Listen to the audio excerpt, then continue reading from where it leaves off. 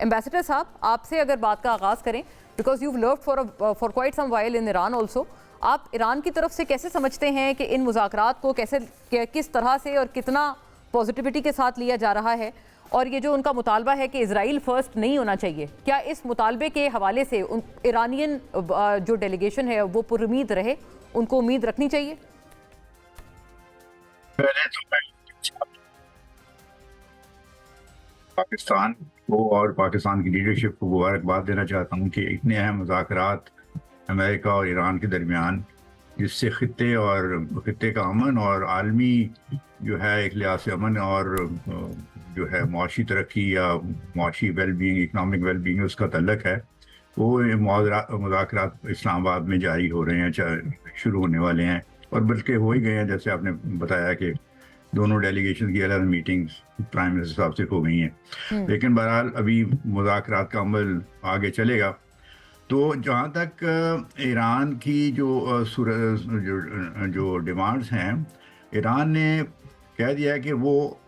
अपने एक संजीदा तरीके से इस अमल में दाखिल हो रहे हैं और अगर अमेरिका जो है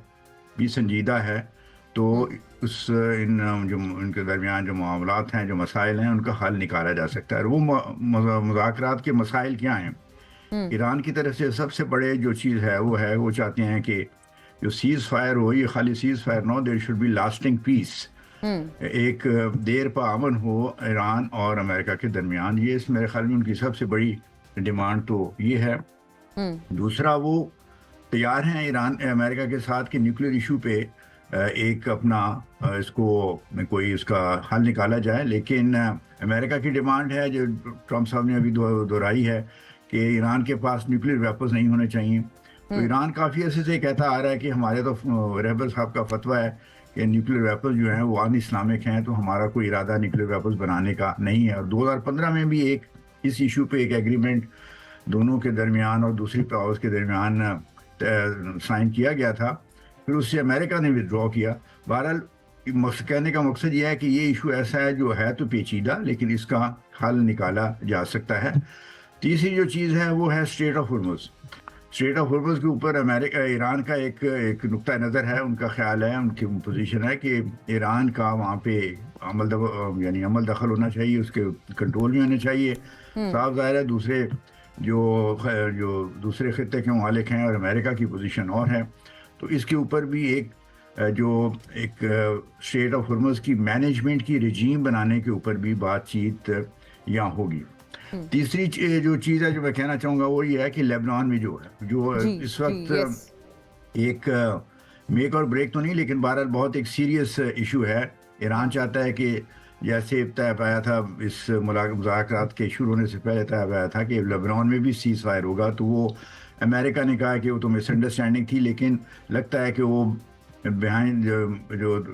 बिहाइंड द सीन वो इजराइल पे प्रेशर डाल रहे हैं कि वो लेबनान के ऊपर हमलों को जो है उनसे बाज आ जाएं। अब अमेरिका के लिए पोजीशन जो ये है कि उनके लिए सबसे ज़्यादा तो न्यूक्लियर इशू है, लेकिन साथ साथ स्ट्रेट ऑफ हुर्मुज़ और फिर उसके अलावा जो ईरान का मिसाइल कैपेबिलिटी है या ईरान के जो तल्लकात हैं विद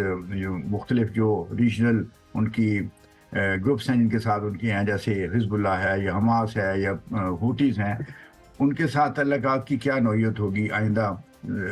वक्त में। ये मसाइल हैं जिनके ऊपर अमेरिका का एम्फेसिस होगा और अमेरिका का सबसे बड़ा मेरे ख्याल में इस वक्त इशू है न्यूक्लियर इशू और स्ट्रेट ऑफ हुर्मुज़। तो ये बातें ऐसी हैं जिसके ऊपर दोनों अगर जो ममालिक हैं उनके डेलीगेशंस वो एक सीरियसनेस के साथ, संजीदगी के साथ अगर बैठ के गुफ्तगू करें और सिंसेरिटी के साथ, तो इनमें पेशरफ्त मुमकिन है ये, हाँ, खासतौर पे न्यूक्लियर इशू पे भी और इसी तरह स्ट्रेट ऑफ हुर्मुज़ पे भी। लेकिन आप जब उनकी डिटेल्स में जाएं तो उसमें कुछ वक्त लगेगा। ये कोई ऐसा मसले नहीं है कि आप एक दिन में इनके सब का हल निकाल लें। ज़रूरी इस बात की है कि दोनों ममालिक संजीदगी से इसके साथ इन इशू के साथ डील करें। और एक जो ईरान का बहुत बड़ा प्रॉब्लम या इशू है या उनकी नुक्ता नज़र है वो ये है कि there is trust deficit between America and Iran. तो बिकॉज उन्होंने 2 दफ़ा पहले जब मुज़ाकरात का अमल अमेरिका के साथ शुरू हुआ तो मुज़ाकरात अभी जारी थे और अमेरिका ने हमले हो ईरान गए के इसराइल के साथ मिलकर ईरान पे हमला किया। हाँ, तो वो चाहते हैं कि इस किस्म की चीज़ दोहराई ना जाए और मुज़ाकरात को एक संजीदगी के साथ इस प्रोसेस को लेके आगे चला जाए। Very important sir, I take this ahead क्योंकि अब जो कंसर्न्स हैं वो भी सिक्योरिटी रिलेटेड ही हैं। तो वाइस मार्शल साहब, टू यू सर, क्या ये जो ट्रस्ट डेफिसिट है और जिस वजह से ये शुरू हुआ, क्या अब ये एतमाद बहाल हो पाएगा? और 2 हफ्तों का तो बहरहाल टाइम है कि सीज फायर चलेगा 2 हफ्तों तक, और इनके दौरान इन 2 हफ्तों के मुतवक्के है कि कुछ लॉन्ग टर्म देर पा अंडरस्टैंडिंग भी डेवलप हो जाए, तो ये मुमकिन होगा सर? जी बिल्कुल, जो जैसे एम्बेसडर साहब ने फरमाया, मैं उसी को ही कंटिन्यू करते हुए आपके सवाल का जवाब दूं कि ट्रस्ट डेफिसिट तो माजी में रहा है, लेकिन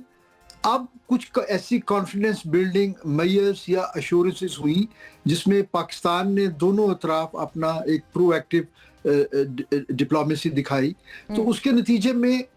कुछ कंडीशनल ट्रस्ट बिल्डअप तो हो गया है ना। अब अमेरिका ने जो अपने की इशू जिसको बनाया है, नंबर 1 न्यूक्लियर, वो तो ईरान 2015 में उस पे ऑलमोस्ट एग्री कर गया था, और उसके बाद के भी 2 सेशन जो सैबोटाज किए गए उसमें भी ईरान उसके बारे में बड़ा फ्लेक्सिबल था। सिर्फ जो ऑलरेडी एनरिच यूरेनियम है, कोई 400 केजी की जो क्वांटिटी मीडिया में रिपोर्ट होती है, उसका एक डिस्पोजल है जिसके बारे में मजीद इसको बारीकी से देखने की जरूरत है। आबना हुर्मुज़ तो कभी भी जंग की वजह ही नहीं थी, ये तो जंग के नतीजे में एक फैक्ट आया, हाँ जी, आइडेंटिफाई हुआ, और फिर वो इतनी शिद्दत के साथ, मैं समझता हूं कि उसमें एक स्नोबॉल इफेक्ट क्रिएट होना शुरू हो गया कि इसकी रिपल्स जो हैं वो सारी दुनिया में महसूस करने हो गई। तो ईरान उसके अंदर भी किसी ना किसी हद तक फ्लेक्सिबिलिटी दिखाएगा, क्योंकि अगर ईरान उसको उस पे टॉल लगाना चाहता है या ओमान के साथ मिलके इसको उसी तरह ट्रीट करना चाहता है जिस तरह के दूसरे कुछ वाटर चैनल्स की मिसाल दी जाती है। फॉर एग्जांपल बॉस्फोरस की आप मिसाल ले लें, बॉस्फोरस पे अगरचे दोनों तरफ टर्की ही है तो इसलिए उसमें कोई कंटेंशन नहीं है, और इस दौरान अगर इसके दूसरी तरफ ओमान है और वो एग्री कर जाएगा, जिसके के बहुत ज़्यादा इम्कानात हैं, तो फिर कोई ना कोई इसकी एक वर्किंग अरेंजमेंट बनाई जा सकती है। तो मेरा नहीं ख्याल कि इस वक्त जिस हद तक हम पहुंच चुके हैं। एवीएम साहब, एक बात ये भी मैं अर्ज करना चाह रही हूँ आपसे कि क्या ये बात ठीक है कि ये फिर एक अमेरिका की तरफ से बैकफुट जाया जा रहा है वाज़े तौर पर, क्योंकि जैसे आपने भी फरमाया, एम्बेसडर साहब ने भी आइडेंटिफाई किया कि ये जो न्यूक्लियर वाली बात है कि नो न्यूक्लियर, ये तो पहले से ईरान इस पर आमादा था, लेकिन अब ऐसा अमेरिका की तरफ से इंप्रेशन दिया जा रहा है कि जैसे पहले वो आमादा नहीं थे अब हो गए, तो अब शायद ये तो फिर जंग का जवाब ही नहीं था फिर इन द फर्स्ट प्लेस। जी बिल्कुल, आपने जैसे अपने इंटरव्यू में कहा कि फिर तो जंग वाज लास्ट ओवर, मैं कहता हूँ फिर तो there was no need to go for war, ठीक है ना। लेकिन आप देखिए कि वो उनकी उस वक्त उनका टॉप प्रायोरिटी रिजीम चेंज थी, वहां पे चेहरे तो चेंज हुए शहादतों की वजह से, लेकिन नए सामने आने वाली जो क़यादत है वो पहले से ज्यादा कमिटेड है, पहले से ज्यादा चार्ज है, और उनके अंदर एक पूरी कौम उसके पीछे खड़ी है जो कि एनर्जाइज्ड हैं। उन्होंने पूरी कौम को गैल्वेनाइज कर दिया इन शहादतों के बाद, उस तबाही और बर्बादी के बाद। तो अब रिजीम चेंज को तो वो नाम ही नहीं ले सकते ना। तो देखिए, बात ये है कि अमेरिका क्यों मुज़ाकरात पे एग्री किया, क्योंकि अमेरिका को अगर शुरू में आयतुल्लाह की शहादत के बाद एक बड़ी इंस्टेंटली उनको एक नोशन ऑफ विक्ट्री मिला था, वो कुछ स्ट्राइक्स के बाद जंग के दूसरे हफ्ते में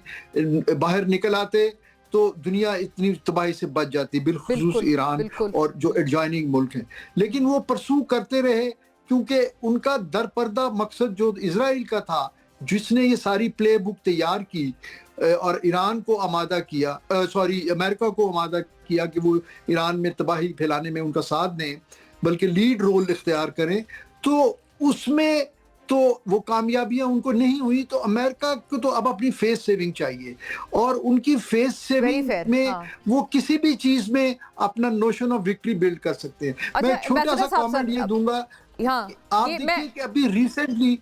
जो एक सिंपल एनिमी एरिया से सर्च एंड रेस्क्यू ऑपरेशन था, उसको उन्होंने कितना आउट ऑफ प्रपोर्शन उसकी ऑप्टिक्स क्रिएट की, जैसे उन्होंने कोई ईरान को फतह कर लिया हो। हालांकि उस पूरी बात का कंस्ट्रक्ट जिस सिंगल पॉइंट पे था कि जी एक पायलट और एक उसका वेपन ऑफिसर रिलीज करवाया, वो टू स्टार्ट विद पहला ये सवाल तो किसी ने किया ही नहीं कि आपको उस रेस्क्यू ऑपरेशन की जरूरत क्यों पड़ी, एक ऐसा मुल्क जिसका एयर डिफेंस आपने तबाह बर्बाद कर दिया था आपके बकौल, तो वहां पे वो तियारा गिरा कैसे।